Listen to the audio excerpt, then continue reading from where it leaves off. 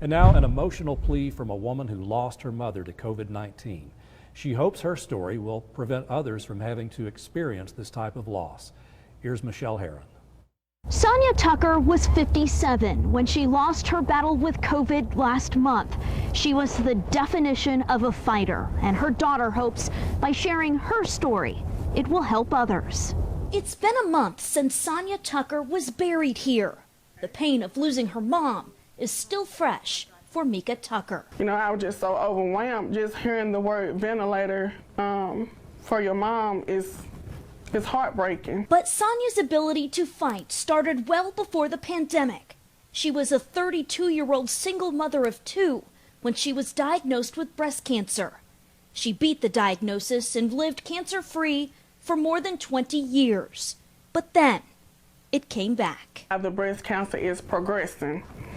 And so kind of found out the breast cancer was more severe than what they thought, so she immediately had to start taking chemo.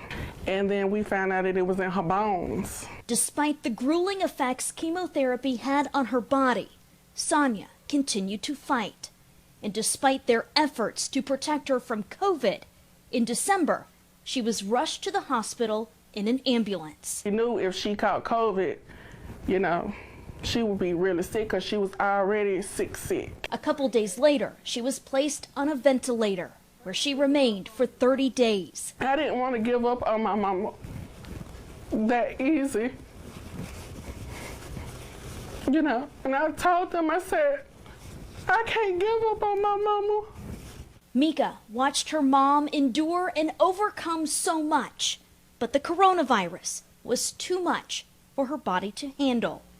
Sonia passed away on January 10th. I know my mama fought as hard as she could because them doctors was counting her out as soon as they put her on a ventilator.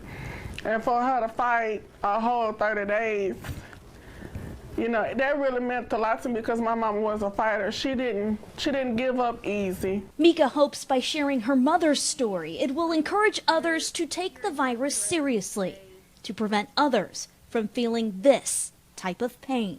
I took it serious, but losing my mama to it, I took it more serious because a person could be here today and the next day they could be on the ventilator or they could be gone, or even in a couple of hours.